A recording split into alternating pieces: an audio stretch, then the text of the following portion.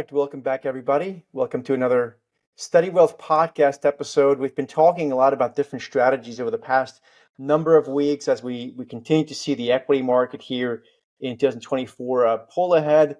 Lots of happy investors that are S&P centric, but we are trying to do as much as we can to educate people of how to look at returns on maybe more of a risk-adjusted way, holistically, the entire portfolio, not just a couple of trades. And so I came across Mike. Mike, how are you? Very good, Serge. How are you doing? I'm doing well. Mike is the CEO of Resolve Asset Management. And what they are doing is something really interesting through the lens of ETFs, where there's a couple angles to it. One of them is diversification, keeping the upside of a basically long-only portfolio, which is most people have. And actually even I'm going to call it a hedge. I don't know if that's the let's say compliance approved way of saying it, but give us just a little bit of an idea of kind of what you guys are doing, and then we'll start digging into it a little bit deeper. But I love the concept, and I really thought this is worth educating everyone around. Right. So the concept is called return stacked portfolio solutions. So the germ of this idea came a couple of years ago when we were looking at investors really struggling to hold on to those diversifiers that can add some what we call crisis alpha. So trend following often has this crisis alpha to it, where it performs very well because it can be long or short and it's following various trends during times of market duress. The challenge, of course, over the last 10 years, if you take out 2022, which was a shining moment for trend following strategies, previous 10 years that they really performed pretty lackluster. And that was partially because their returns were quite low, but also because of the stellar returns of the S&P 500. And so typically investors have gone through the process of trying to add these diversifying strategies by reducing exposures to other assets in their portfolio that they kind of know, love, and trust. So if we take the classic 60-40 portfolio, 60% in the S&P 500, 40% in bonds, if you were going to add a trend following strategy, what you had to do is you had to sell some of those. So you had to do diversification via subtraction. So if you added 10 or 20% of these alts in hopes that they would buoy your portfolio in times of duress, you also had to take some of your chips off the table from the standpoint of a classic 60-40 portfolio. And over the last decade, that has been a pretty rough thing to do, in that you've not done as well as just being the 60-40. However, that's not always the case. We know in that period of 2000 to 2014, the S&P had basically a 0% return and 250% drawdowns. So what we came up with is the concept of return stacked portfolios and return stacked ETFs. And what we do in the return stacked concept is we do diversification via addition. So each of the ETFs has $1 of exposure to a beta. And if we talk about our stocks and trend ETF, RSST, that is the S&P 500. You get $1 of that exposure. And then on top of that, stacked, you get another $1 of trend following replication strategy. And that trend following replication strategy seeks to replicate the SocGen trend following index. So that is great stuff. So let's dig in a bit deeper. What I've done in the meantime, Mike, is I'm showing the screen. This is you guys' website. I think let's go through a couple of definition points here first, because I truly believe this is a fantastic way to look at the markets. One of the things that we know is that a very quick way to have a client of ours tune out is by telling them to diversify and telling them to reduce their equity exposure. Because, it hasn't made sense for U.S. equity exposure. Let's be very clear here. This is specifically U.S., mostly tech exposure, which is basically what the indices have become over the past 15 years. Memories are short, as a good friend of mine usually says, 10, 15 years is enough to erase memory. But we've been around for a while, both you and I have, that ultimately that will change. And I think a lot of people are unfortunately going to find out here before too long. But let's quickly define, I think, two things. let's define trend following, and then I want to bring it back to the chart we're looking at here, and then what you guys are doing. But trend following, just very quickly for the people that don't know. I mean, we're big trend believers. We use our own Right. in-house market rover tool that we built. We're following a trend. You're focusing more on the trend following tool aspect, not so much on an individual stock, but more on the future space, so commodities, etc. Right. So trend following, first of all, is simply the idea that whatever is currently happening will continue to happen. And something at rest will stay at rest. Something in motion will continue in motion in the direction it's going. Trend following, as we execute it, is both long and short as well. And because we use futures and derivatives of that nature to execute those long and short positions, there is not the same cost of leverage and consumption of capital in the portfolio. So for a very small amount of exposure, you can create 100% notional exposure in a portfolio.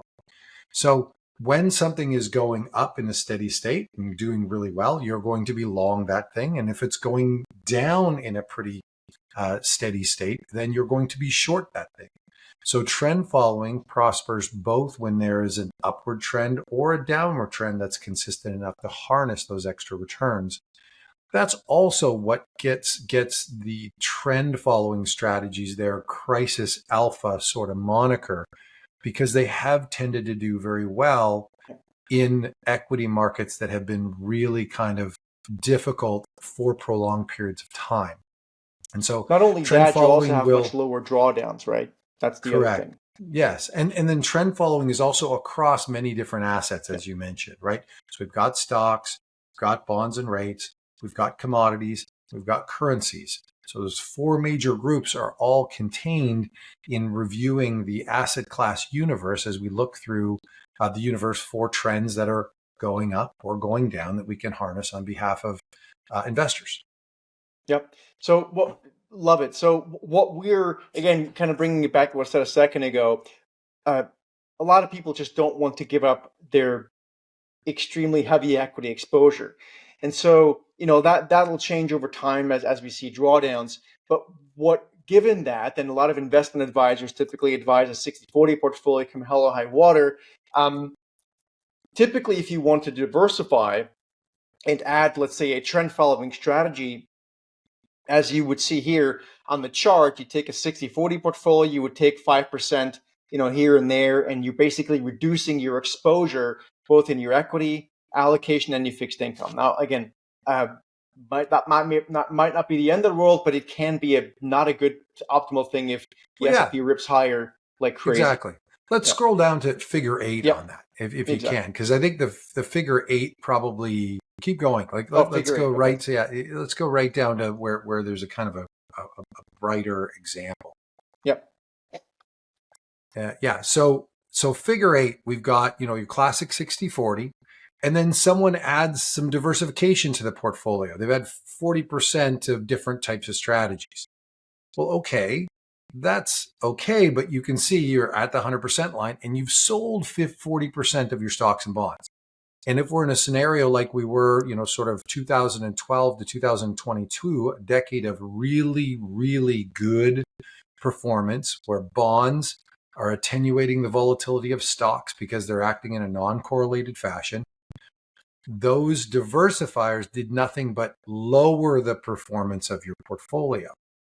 So rather than having that tracking error that it creates, so someone's gone about diversifying and over a 10-year period, they've got less.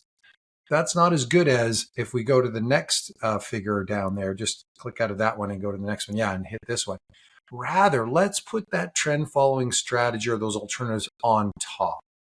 So, in the case of RSST, the return stacked stocks and trends ETF, if you were to sell 20% of your equity portfolio 60 and replace that with RSST with 20%, you would get back your 20% exposure to the S&P 500. Plus, stacked on top of your portfolio would be a 20% exposure to the SocGen CTA trend index. And so now you've got this that sits on top. Now, If it does well, you're going to add that performance.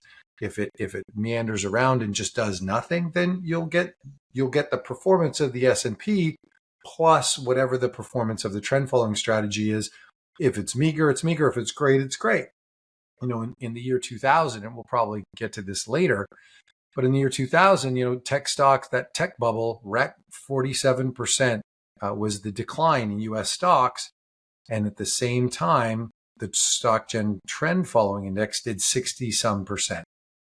So you can imagine in your portfolio, you're sitting here with a 60-40 portfolio and 60% of your portfolio's down 47%. But boy, oh boy, doesn't 20% of a trend following index that made you 60% help fill that gap in your portfolio pretty nicely?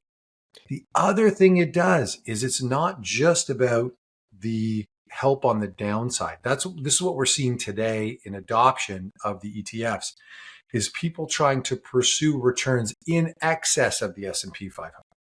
So rather than trying to take bets against the S&P 500 and trying to figure out what stocks are going to do better, especially when the concentration in the S&P 500 is at all-time highs, which means that the biggest are doing the best and they're the most. So you're going to have a more concentrated portfolio in order to outperform it. Rather, just own that S&P 500 and stack on top of it the excess return you'll get from a trend following strategy. And that has the added benefit that if we get into a market that's difficult, you have something in your portfolio that can do well during that period. So one question that will come up here as people are listening is, well, you're adding 20% of risk. I think one way to address that, and I'm making sure I'm going to the right slide here, would be to understand what actually is the correlation. I talk a lot about correlations, whether it's within equity sectors or across equity sector asset classes, to our audience that are at least those that are willing to listen to that important concept. This is really about that. So while we're adding 20% there, that's okay if the correlations are, either very little or maybe even inverse, right? Correct. So maybe you can speak to this a little bit, but if we look at this table here, that kind of tells a story, I would argue. Yes, quite so. And so you can see this is not one of those, levered ETFs where you're going to get double the S&P 500, right? And that's just, if you do that, that's like more cowbell. More cowbell is always better. The old, the Saturday Night Live, just needs more cowbell. Well, that's just more of the same thing. So in an event like the tech bubble, if you've got a levered position in the S&P, that drawdown is going to be significantly higher. What we want to do is we want to add diversification via addition, not subtraction. But the key is diversification. And where you can see the efficacy of your diversification is to look at correlation. And what you want to see is either very low correlation or slightly negative correlation. And that just means you've got another piston in the engine that's firing that helps smooth out the ride. And so when you've got that other piston in your engine, all of a sudden, as we used the example previously, if you had this 20% exposure, you've added this to the SocGen CTA index to track it, all of a sudden you've got a 62% return for 20% of the portfolio. You're still feeling the full brunt of the 47% decline in the S&P 500, but you've got something in the portfolio that's helped filling that gap. And then obviously there's 40% in bonds, which would have done wonderfully in that period of 2000. So they would have helped offset that drawdown as well. Yep. You can see it in the credit crisis as well, minus 55 versus 32. Now the COVID crash is a bit unique because it was so short and it rebounded so quickly, and central banks and globally were involved in just pushing massive amounts of liquidity into the system. So when the corrections are really short, sometimes that short circuits the ability for the trend following systems to really dig into those negative trends. Because the trends never really can establish, right? Yeah. But then you see the Ukraine war and you talk about memories, the collective memory, right? That was only a couple of years ago that we had a 25% drawdown in the S&P. Yeah. And again, what a nice compliment the CTA trend following managers were in that situation. And again, the rebound comes, and if you had stacked your returns, first of all, you have a little less on the downside. And when the trend in the 500 stocks in the US reasserts itself, you're there. So it's 100%. a So just to better be way to clear, outperform, in our opinion. Like rather than trying to pick stocks, rather than trying to get into there and say, oh, this is going to be better than that. Well, why not just stack on top yeah. of it an expected return from trend following? It makes a lot of sense. I mean, whether that's makes sense for every individual person, of course, is another question. This is not investment advice here. And by the way, I should also say no one's getting paid here. And Mike's not. I'm not paying Mike. Mike's not paying me. This is purely, educational. But I want to make sure everyone sees what we're talking about here. Is the S&P 500 TR stands for total return. So just S&P return. I think the dividend yield is like 1.5%. So you can't even count that. Um, and then the SocGen, the CTS, so this is a trend following index, which is Right. essentially what you're accomplishing here. Did you have anything else on this bit here? Because I do want to make sure we talk about, that adding that extra 20% is actually quite hard for an individual investor to do, which is why I love the fact that this exists in an ETF. Again, it's not meant to be a sales pitch for you. I just love it. I really do. And I think everyone should hear about it. Anything else here that I'm missing, or can we move on to the other bit? No, I think we can move on. Perfect. Okay. So just getting back to this slide, which I think, as you said, and I agree, I think it's the best example to show this. Without going into too much detail here, just a little bit of clarification. How do you guys add you grab 20% out of the air, and then people I think will quickly see how it's usually better to let a professional do that as opposed to trying to do that themselves. Right. So we've written a white paper on the trend replication. And so we seek to replicate the SocGen CTA trend index via several different methods. There's a top-down approach and a bottom-up approach, and we use both a large and small index universe. So that is covered in the trend following peering around corners white paper, where we go a bit of a deep dive on how do we replicate the trend returns themselves. So the top-down seeks to look at the returns of the index and replicate them from the various assets that we have to replicate them from. And then the bottom up is a series of individual trend following strategies, systematic strategies that are tried and true, whether that's breakouts, moving average crossovers. So there's an ensemble of those. And then we put those together in about 70% on the bottom up and 30% on the top down.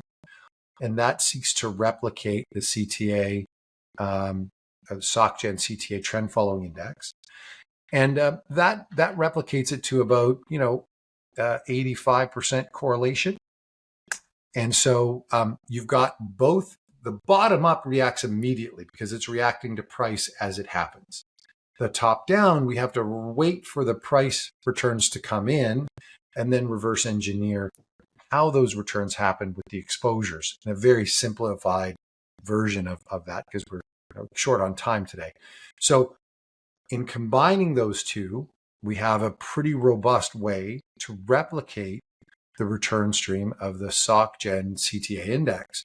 Now, the other benefit in that is most of those constituents in the CTA index are very large trend following funds, but they also have performance fees. Whereas in the case of the RSST, it's a 95 basis point fee. So that when we have a positive return, let's say you have a 20% return in the SocGen index, well, that's going to have performance fees taken off. So call it 16% that you might get if you're investing in that index. Well, if we've replicated it well, you should get the full 20 minus the 95 basis points. So call it 19.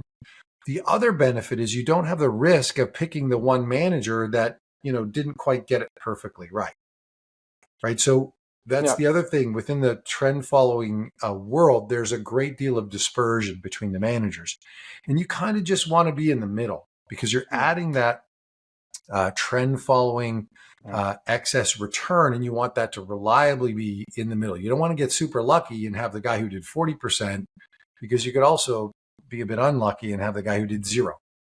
And in a year like 2022, that would be rough. I always give people the example of, let's say you like the financial sector. That's a bit of a broad sector, but let's just say that's what you like from an equity exposure.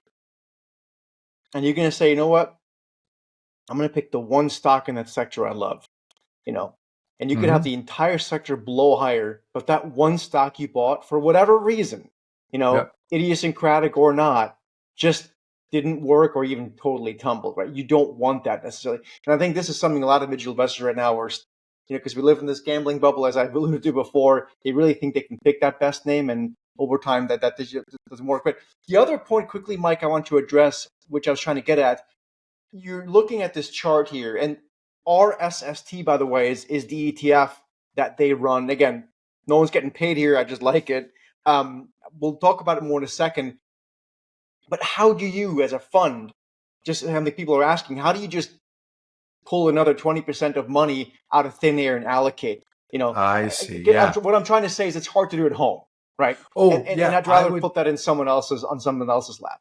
Yes, almost impossible to do at home. So, Yeah. we're dealing with the first thing is that the beta that we're creating, the S&P, we try to do that with underlying exchange traded funds and things like that, because that's the sort of cheapest, very low 1, 2, 3 basis points cost, very tax efficient way to do that. But you only need about, call it 5 to 10% of your collateral in order to create this trend following portfolio on top of that. Because you're using futures to do that, they have a very low margin requirement. So if we're going to be long or short, US bonds, that's going to be, 1% margin requirement. It's going to be very, very, very small. So we can replicate that through the use of futures and derivatives. Right. So essentially, to put this into even simpler worlds, well, I thought that was great. What Mike and his team are able to do, they're able to take, the portfolio, the 60 plus the 40 as collateral, and with a margin account, basically buy futures contracts. I do a lot of futures, so that's wonderful. But again, it's more difficult to do at home, and there's a constant monitoring. So exactly. There was a rule that came into play a few years ago that had really clarified and allowed for this strategy to proliferate, and that's the 18F4 derivative rules with the SEC. And that clearly stated how you have to manage the leverage within the portfolio. And there are rules around value at risk that you have to adhere to every day, which our team does, in order to make sure the portfolio is delivering on what it said and not getting too hot or not getting too cold, as it were. So those types of things are happening every day with the portfolio and the team. They're adjusting those positions and making sure that you're getting the dollar of the underlying beta, whether that's the S&P or bonds, and you're also getting a dollar of that trend following strategy layered on top. Yep. Don't love it. The ETF that you guys have, you have a bunch of them, but the RSST is the one that I just want to quickly bring this up so everyone can see this. Again, ticker symbol is RSST. That's the thing here. You guys pay a dividend at the end of the year. I think it's a wonderful way of diversification. I think it makes a lot of sense, largely because of what we said before, that this thing here, this inverse correlation situation, or inverse or low correlation over the course of time, and quite frankly, not something that I think many people are doing. Certainly not, people that have your traditional sort of 60-40 portfolio, or are kind of your self-directed person at home, right? Because it's just not accessible. Yeah, and yeah, it would be really difficult for an individual to do this on their own in their own account. One of the reasons would be that a single contract represents a high value as well. So if you're going to be long an S&P or a bond contract, it can be a couple $100,000 that each position is. So it's not like you're buying a stock that trades at $100 or even $1,000. Each position size is $100,000 or $200,000. So you want to do that sort of at an institutional level. And it's amazing how the conversations have changed as we launched the product suite, probably a year and a half ago, a little less than a year and a half ago. We're approaching 600 million in AUM. So whilst it is new, it is a strategy that's gaining considerable adoption. And it is, as I said, it was interesting how the conversation changed. In 2022, as we launched in early 2023, the conversation was all about downside protection. Okay, I want to layer in this alternative in case the markets go down, but I can't be left on the outside looking in while, others are making money in the S&P. That has changed a little bit. And, you talked about the collective memory of investors being so short. It is short. 2022 and that 25% correction is in the rearview mirror, almost forgotten. And now the discussions are, well, how do I outperform the S&P, right? I think I can do better outperforming the S&P by mimicking the S&P and stacking a return stream on top of it rather than trying to beat the S&P through stock picking. And Well, and it's this does just both, interesting. right? Yeah, Yeah, it does both, of course. But it's interesting how the framing has changed for individual investors totally. as they walk through it. And I think it's good on both sides. It should help you outperform because you've got the S&P 500. You layer on top these returns, and then as things change and regimes change as they do, and inflation and economic growth cause consternation in various asset classes, your trend following strategy is going to be responding to those things. And the more volatility we get in those areas often leads to more opportunities for profits. Absolutely. Well, listen, Mike, I think this is wonderful. I quickly mentioned your website for the ETF is returnstacking.com. Returnstacking.com. The ETF that we just talked about here, again, no one's getting paid. This is really interesting. I think it's a fantastic idea. RSST. Mike, it's great to have you here. I hope everyone enjoyed this conversation and you learned something from it. Whether it's diversification you seek or better risk-adjusted returns, or maybe just better returns. This should be an interesting concept for you to analyze further. Yeah, we've got two actual sources of information for folks. So Yep. the Return Stack ETF site is all about the ETFs if you want details on those.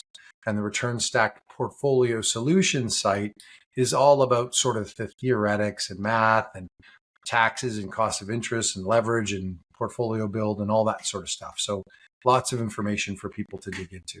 Yeah, it's returnstacked.com or returnstacking.com. Stacked. Yeah, exactly. They both actually work. Yeah, I they checked both lead to links. the same place. Yeah, Gotcha. exactly. So you pick or choose whichever you guys want to Love it. locate. But Mike, you really appreciate the conversation. Great stuff. And I hope to have you back at some point. Thanks, Serge.